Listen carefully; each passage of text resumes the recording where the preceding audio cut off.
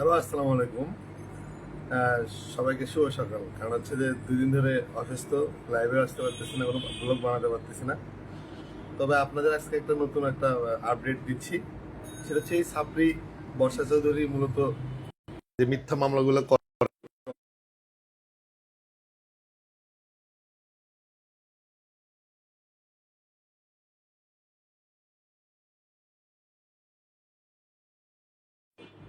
একদম পয়েন্ট, এটা আপনাদের একটু জানিয়ে দিচ্ছি।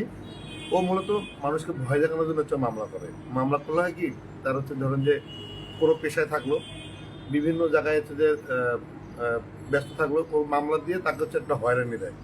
আমি যখন তার হচ্ছে যে এই তারাবো রসুলপুর যাই, ওর মা কিন্তু আমাকে একটা কথা বলেছিল যে বর্ষাকে তো হয়তো বা চিনিস না, বর্ষার রূপ তুই দেখবি 2 দিনের মধ্যে। তো সেখানে আমি একটা জিনিস আপনাদের জানাচ্ছি যে এই সাপড়ি মহিলা মূলত যে কাজটা করে, মামলা দেয় সে মূলত মানুষকে ভয় দেখানোর জন্য। সেটা কি করে জানেন? আমি একটা শক আউট করছি, সেটা হচ্ছে যে সাবরি মহিলা সোমা আক্তার মূলত মানুষকে ভয় দেখানোর জন্য মামলা দেয়। যখন পেরে উঠতে পারে না তখন তার হাত, পিঠ, মাথা, হোগা সব কেটে তারপর হচ্ছে কি করে দেন, একটা থানায় মামলা দেয়। থানায় মামলা দিলে হবে কি, সেটা হচ্ছে যে আপনি কোন অবস্থায় আছেন, সত্য মিথ্যা এগুলো যাচাই করে না, থানায় মামলা নিয়ে নেয়। কারণ হচ্ছে তার প্রশাসনিক অনেক বাপ আছে, অনেক জামাই আছে, লাং আছে, এগুলো দিয়ে হচ্ছে এগুলো করার পরে সে কি করে, এই আসামিকে কোর্টে নেয়। কোর্টে নেওয়ার পরে হচ্ছে যে বিভিন্ন টাকা পয়সা দিয়ে কোর্ট ওয়ারেন্ট করে আপনার হচ্ছে যে জেলে পাঠায়। এটা হচ্ছে তার একটা নেশা। আপনারা দেখবেন এই পর্যন্ত মিনিমাম 3 থেকে 400 মানুষকে সে হয়রানি করছে। আমার কাছে অনেক পরিমাণ প্রুফ আছে। এই মহিলাটার হচ্ছে মূল কাজ হচ্ছে ব্ল্যাকমেল করা, মানুষের সাথে একটা সুসম্পর্ক তৈরি করে হচ্ছে ফোনে সেক্স করে হচ্ছে তাকে ব্ল্যাকমেল করে মূলত এই কাহিনীগুলো করায়। পরবর্তীতে কি করে জানেন? যখন আপনি হচ্ছে যে জেলে যাবেন তখন হচ্ছে 4-5টা মামলা সে সিআর মামলা টুকে দিবে কোর্টে। কোর্টে যখন মামলা টুকে দিবে, দেওয়ার পরে সে কি করবে জানেন? এই মাঝখানে সে কান্নাকাটি করবে, এই হয়েছে সেই হয়েছে, ঠিক আছে? যখন আর পারতেছে না, যখন সবকিছু মিথ্যা প্রমাণ হয়ে যাবে, তখন সে এই লোকটাকে ধরবে, হাত পা ধরবে, বিভিন্ন লাং দিয়ে ফোন দেওয়া হবে, দিয়ে হচ্ছে টাকার অফার দেবে, দেওয়ার পরে হচ্ছে যে তারপরে সবাইকে দিয়ে হাত পা ধরে মাপসায় এই যে 4 মাস আপনার যে পরিমাণ হ্যারাসমেন্ট হলেন, 4 মাস মনে করেন যে পরিমাণ আপনাকে ঘুরাবে, 4 মাস আপনার থেকে যে পরিমাণ টাকা নেবে। একটা মানুষ যখন কান্নাকাটি করে মানুষের সহানুভূতি হয়, এবং যখন আর পারে না তখন হচ্ছে তার বাপ অসুস্থ, তার মা অসুস্থ, তার ছেলে অসুস্থ, ঠিক আছে, এগুলো দিয়ে নাটক করে সেইগুলো করে। কিন্তু আমার জায়গায় হচ্ছে অটুট, ওকে কোনোভাবে ক্ষমা করা যাবে না। এই বিষয়গুলো হচ্ছে একটা শক আউট করছি, বুঝছেন? তখন হচ্ছে মানুষের থেকে হাত পা ধরবে, এই লাং ধরবে, ওই জামাই ধরবে, প্রশাসনের লোক ধরবে, ধরে মাপ চাবে, যেরকম কিন্তু আমার কাছেও সে মাপ চাইছে, ঠিক আছে? ওর মূলত কাজ হচ্ছে যে মানুষের থেকে অশ্লীল ভিডিও, এবং আপনারা দেখছেন তো মুন্না খান, এবং এই যে ঘটনা করছে যে হাত কাটছে, পিঠ কাটছে, কাটে যে আমার নামে মিথ্যে মামলা দিচ্ছে। আপনাদের বারবার মেসেজটা কেন দিচ্ছি জানেন? এইগুলো মনে রাখেন। এগুলো কিন্তু A to Z আপনাদের কাছে প্রমাণ করে দিব যে সত্য কোনটা ছিল, মিথ্যা কোনটা ছিল। এই 4টা মাস আপনারা কিন্তু দেখছেন কোন কথাটা তার সত্য। সে নিজেকে জাহির করার জন্য জোর গলায় মিথ্যা বলে, কারণ হচ্ছে তার প্রতিটা কথা মিথ্যা। সে একটা সত্য কথা বলে না, কারণ হচ্ছে যে তার এই সাপ্রির মূল টার্গেট হচ্ছে যে মানুষকে হয়রানি করা, ঠিক আছে? মানে ও ভাবে যে যে আমি তাকে মামলা দিলাম, সে আমার পা ধরবে, হাত ধরবে, তাকে আমি ক্ষমা চাইবো, এটা কখনোই না। সত্য আজীবনই সত্য, মিথ্যা সবসময় মিথ্যা। এই সাপ্রি দেখেন নিজের হাত যে কাটলো, নিজের পিঠ কাটলো, ভাইয়া ভাইয়া কয়া হাতি দিলে যে মামলা দিল, এই মামলাটা কিন্তু মিথ্যা। কারণ হচ্ছে যে হাতি বলছে যে সিসিটিভির ফুটেজ দিতে দেয়নি, এবং হাতি যেন ওসির সাথে কথা বলছে এটা ভুয়া মামলা, খারিজ করে দিবে। তাহলে আমি যে এই যে 4 দিন জেল খাটলাম, 4 দিন যে জেলে গেলাম, এবং আমাকে যে হয়রানি করলো, এবং 4 মাসে আমার 6-7 লাখ টাকা খরচ করলো, নষ্ট করলো, এবং আমাকে বিভিন্নভাবে হচ্ছে যে মানে মানসিকভাবে হেনস্থা করছে, এইগুলো যে করলো। তারপর হচ্ছে রাসেল মেঘের 17 দিন জেল খাটাইলো, ঠিক আছে? তারপর যে মুন্না খানের সিনেমা নষ্ট করলো, মুন্না খানের মান সম্মান নষ্ট করলো, দিয়ে তার ভাইকে নিয়ে হচ্ছে যে নানা রকম মিথ্যাচার করলো, মাহমুদ সানিকে নিয়ে অডিওতে বিভিন্ন মানে কুপ্রস্তাব এগুলোর কথা বললো, এবং মাহমুদ সানিকে গালাগালি করলো, ঠিক আছে? দিয়ে তাকে অসম্মান করলো, আমাকে করলো, রাসেল মিয়াকে করলো, মুন্না খানকে করলো।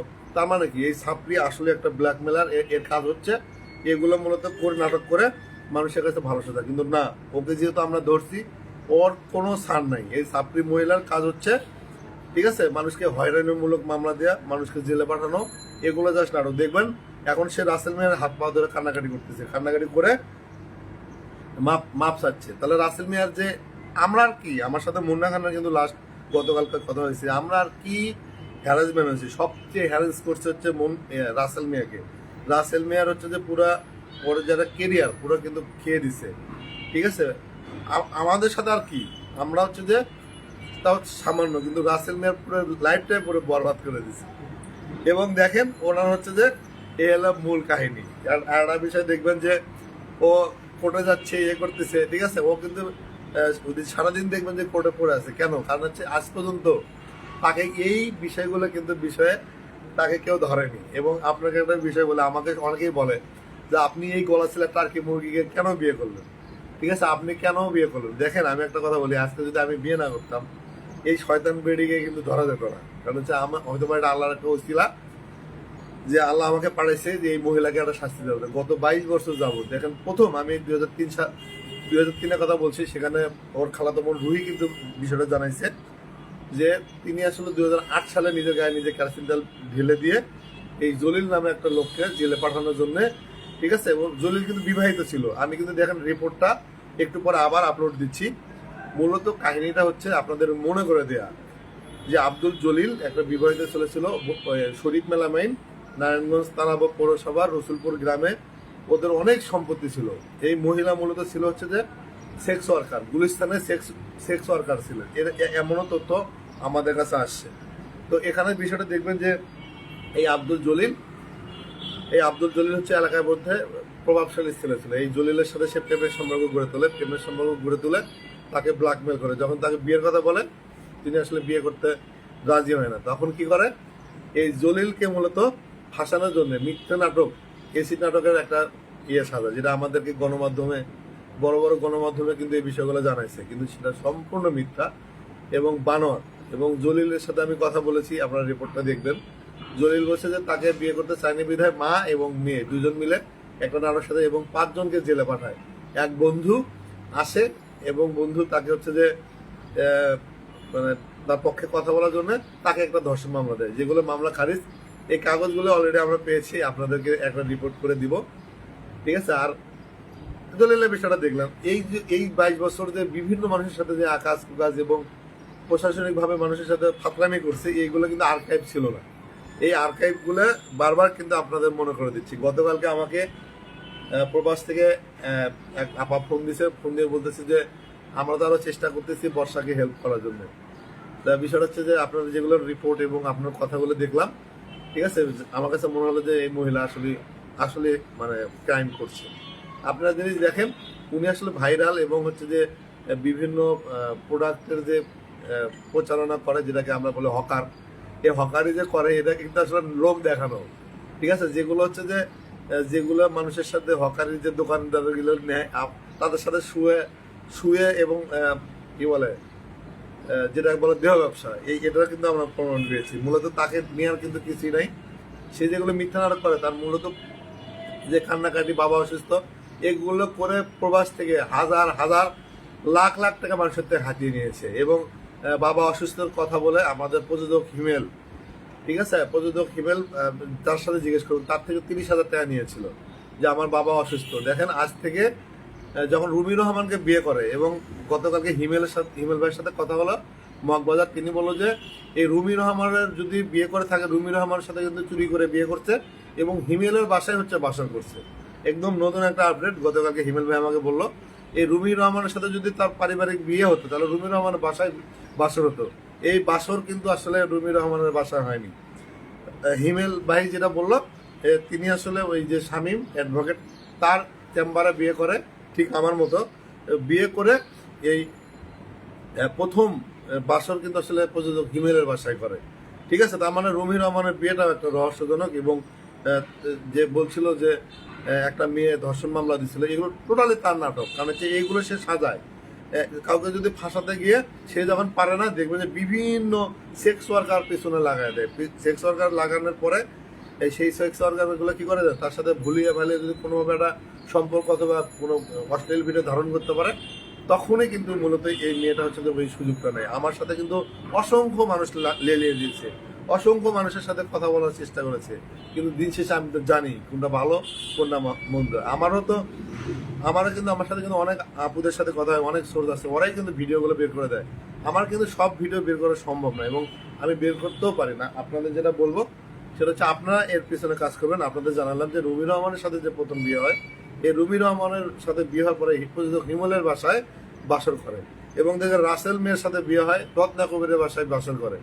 এই মেয়েটার হচ্ছে বিয়ে একটা ব্যবসা, মূলত এই বিয়ে হচ্ছে তার কাজ এবং এগুলো থেকে বাঁচতে বিভিন্ন মামলা মিথ্যা হামলা দিয়ে তাদেরকে হচ্ছে যে টাকা হাতিয়ে নেয়। মূল আজকের বিষয়টা হচ্ছে যে উনি মূলত মানে লোক দেখানোর জন্য এবং মানুষকে ভয় দেখানোর জন্য মিথ্যা যে কথাগুলো বড় বড় বলে। আমি আপনাদের কিন্তু বারবার বলছি, শুরু থেকে এই পর্যন্ত দেখেন তার কোন কথাটা সত্য। সে বড় বড় করার যখন কথা বলে যে আমি দেখিয়ে নেবো এটা এআই, আমি দেখিয়ে নেব সে আমার এটা করছে, পরে কিন্তু মাপ চায়।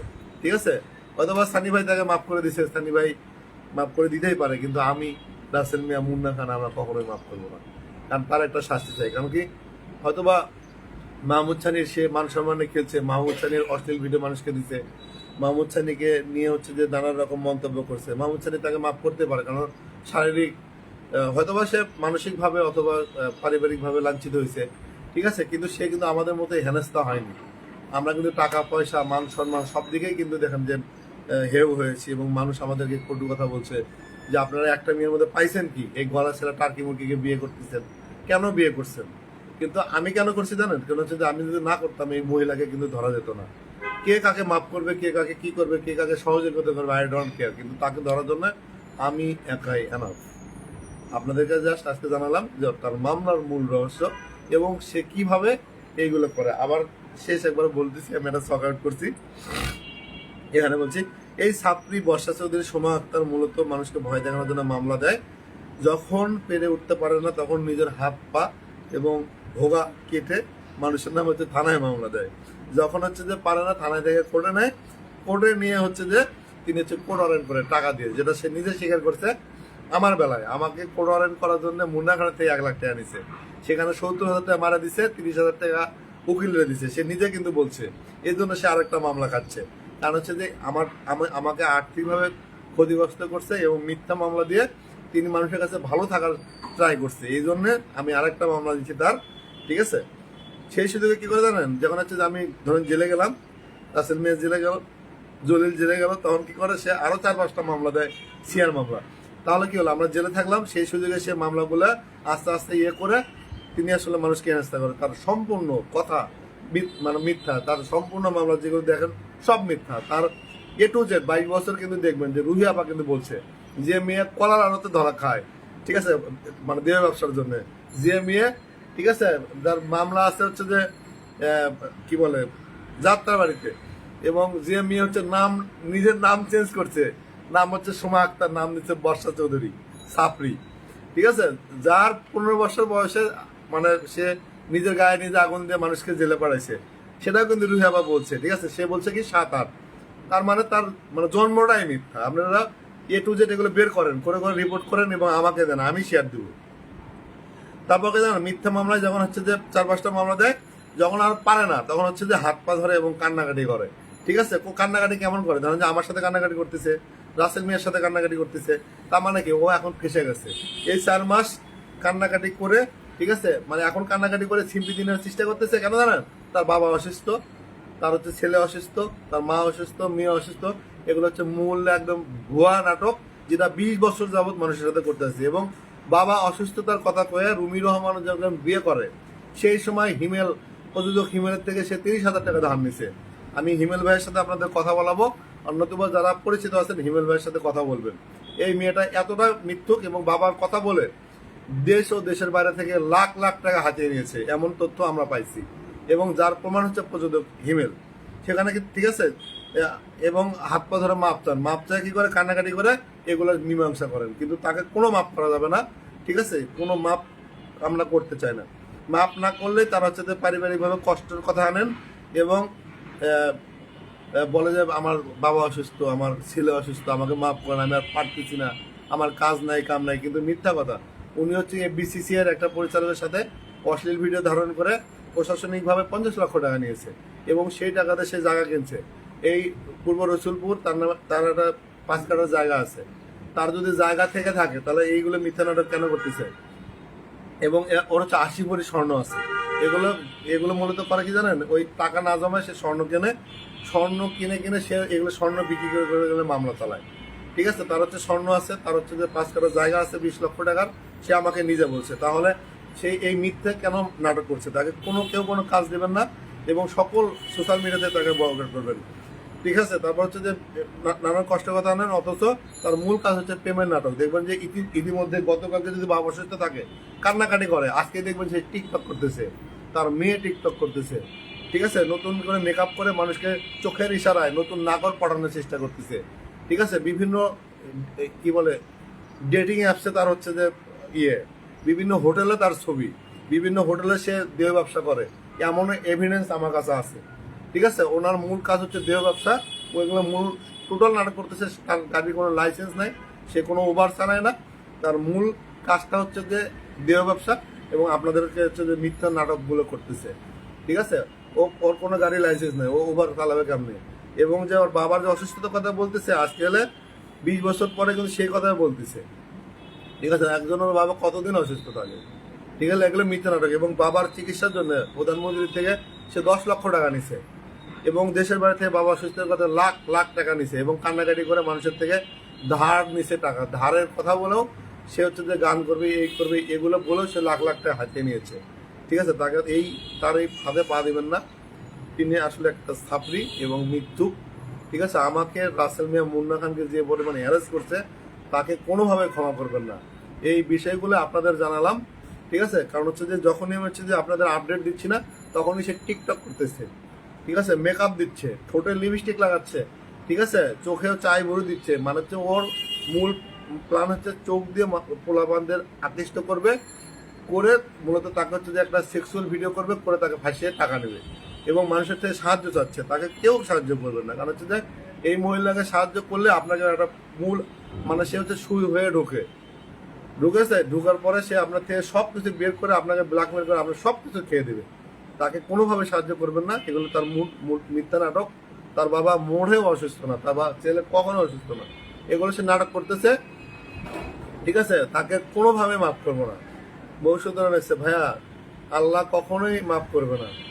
আল্লাহ মাফ করবে না সেটা পরকালে দেখা যাবে, কিন্তু আমরা এই জগতে আমরা দেখে শেষ করব। ঠিক আছে, আমাকে 4 দিন জেল খাটাইছে, রাসেল মিয়াকে 17 দিন জেল খাটাইছে। ঠিক আছে, রাসেল মিয়ার নামে 5টা মামলা দিচ্ছে, আমার নামে মামলা দিচ্ছে 4টা।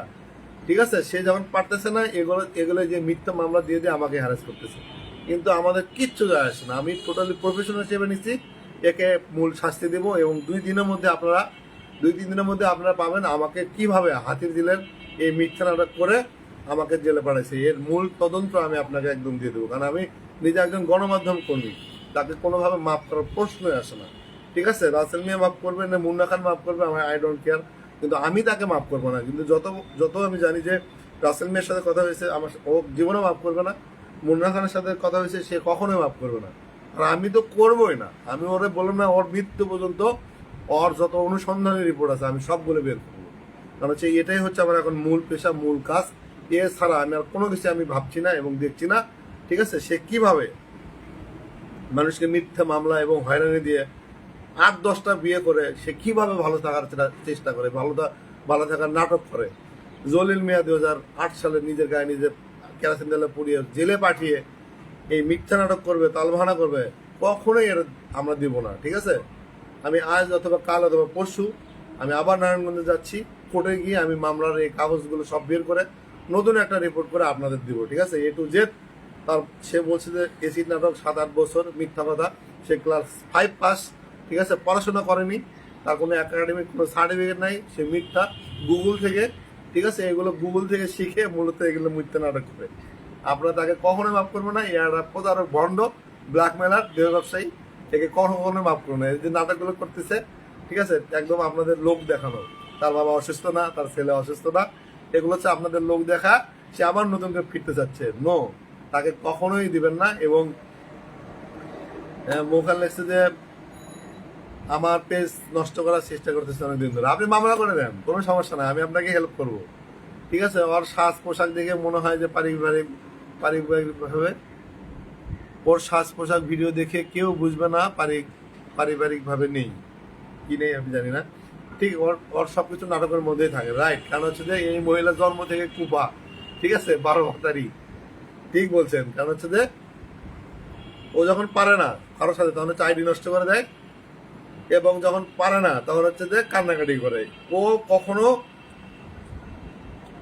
গুইসাপ, কখনো ঠান্ডা, কিন্তু ওকে ঠান্ডা মেরে টপ ঠান্ডা করে দিতে হবে, ওকে কখনো মাফ করা যাবে না। আমি আছি, ঠিক আছে। হয়তোবা রাসেল মিয়া লজ্জায় কথা বলতে পারে না, ঠিক আছে, হয়তোবা মুন্না খান লজ্জায় কথা বলতে পারে না, ওরা আমাকে আপডেট দিচ্ছে, আমি তো বলছি একজন থাকলেই তো হলো, তাই না? কিন্তু এই মহিলাকে কখনো ক্ষমা করা যাবে না। আপনারা হচ্ছে যে সে কান্নাকাটি করতেছে, বাবা অসুস্থ, ছেলে অসুস্থ, এগুলো করেন না। কারণ হচ্ছে যে এর মূল নাটক, কারণ হচ্ছে দেখেন প্রথম শুরুটা আমাদের সাথে মোহাম্মদ রাকিব আমার টাকা 70,000 টাকা নিল। রাকিব ভাই, আপনি হচ্ছে যে ইনবক্সে যোগাযোগ করেন, বিষয়গুলো জানান। আমরা আমাদের চাই যে তার প্রতারণা এগুলো বের করার।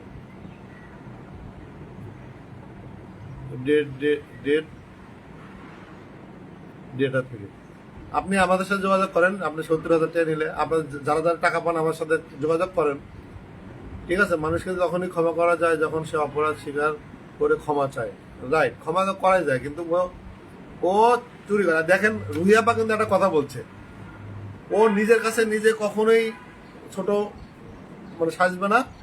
এবং রুহিয়াপা যেটা আপডেট দিল যে ও কি করে হাত কাটবে, পা কাটবে, এটা বলছেন ওর মিথ্যাটাকে সত্য বানানোর জন্য ও জীবন দিয়ে দেবে, কিন্তু স্বীকার করবে না। আরে সাপরি, তোর নাম বর্ষা চৌধুরী না, তোর নাম সোমা আক্তার। তুই কলার আনাতার 2008 সালে ধরা খাইছিস, যাত্রাবাড়িতে তোর মামলা হয়েছে, তুই পতিতা বৃত্তি করতি। এটা তো আমাদের কথা না, আমরা তো জাস্ট মানুষকে একটা তদন্ত নিয়ে এসে বের করে দিচ্ছি যে তুই দেহ ব্যবসা করতি, কিন্তু রুহি তোর খালাতো বোন এসে বলে দিছে। এবং তোর নাম সোমা আক্তার, তুই নিজের শরীর নিজে পড়ছিস, তুই এসিড মামলা দিয়ে মানুষের কাছে আমাদের কাছে ভণ্ডামি করছিস, ফাতরামি করছিস, তুই একটা ভণ্ড প্রতারক মহিলা, ঠিক আছে। তোর কোনো ক্ষমা নাই। তুই এসে বলতেছিস তোর বাবা অসুস্থ, মিথ্যা কথা। ওর বাবা হাঁটতে পারে, আমার সাথে ছবি আছে, আমি নিজে তুলছি ওর বাবার সাথে। ওর বাবা একটা সুস্থ মানুষ, ওর ছেলে সুস্থ মানুষ। এগুলো নাটক করতেছে আপনাদের কাছে সহানুভূতি নেওয়ার জন্য। কারণ হচ্ছে আমি তো তার বাড়িতে গেছি, তার 5 কাঠা জায়গা আছে, 80 ভরি স্বর্ণ আছে। এগুলো হচ্ছে যে বাংলাদেশের সে ভুয়া সাংবাদিক সেজে 64 জেলায় 64 এমপির সাথে সে শুয়ে শুয়ে এগুলো করছে। কারণ হচ্ছে যে ওদের একটা টার্গেট ছিল এমপিদেরকে ধরা, ব্ল্যাকমেল করা। এবং যে সালমানের যে জামাই, তার জামাইকেও সে ব্ল্যাকমেল করছে, বিভিন্ন জায়গায় গিয়ে শুইছে, এবং মিথ্যা সাংবাদিক, ভুয়া সাংবাদিক সাজে এই এমপিদের থেকে সে হচ্ছে যে স্বর্ণ নিত, টাকা না নিয়ে সে স্বর্ণ নিত, ঠিক আছে। এই 64 এমপির সাথে সে শুইছে।